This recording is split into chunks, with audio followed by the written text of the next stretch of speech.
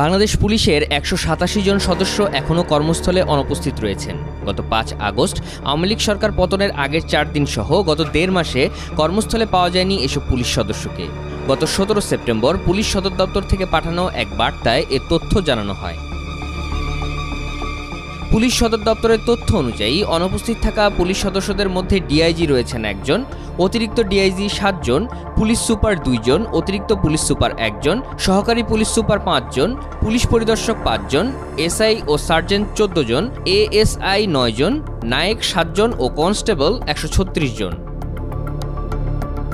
এদিকে অনুপস্থিত সদস্যদের নিয়ে স্বরাষ্ট্র উপদেষ্টা মোহাম্মদ জাহাঙ্গীর আলম চৌধুরী জানিয়েছেন, যারা এখনও কর্মস্থলে যোগ দেয়নি তারা অপকর্মের সঙ্গে জড়িত, তাদের আর কাজে যোগ দিতে দেওয়া হবে না। ১৮ সেপ্টেম্বর গাজীপুরের কালিয়াকৈরে বাংলাদেশ আনসার ও গ্রাম প্রতিরক্ষা বাহিনীর ৪০তম বিসিএস ক্যাডার কর্মকর্তা ও ২৫তম ব্যাচ রিক্রুট সিপাহীদের প্রশিক্ষণ সমাপনী কুচকাওয়াজ শেষে সাংবাদিকদের প্রশ্নের জবাবে এ কথা বলেন তিনি। তাদের থেকে কোনো ধরনের তাদের মাপ করা হবে না। তারা হয়তো এর ভিতরে কিছু কিছু আছে যারা বিভিন্ন অপকর্মের সাথে জড়িত, এই জন্যই তারা জয়েন করে নেয়। যথা ভালো তারা সবাই জয়েন করে গেছে, আর যারা জয়েন করে নাই তাদের সংখ্যা খুবই নগণ্য।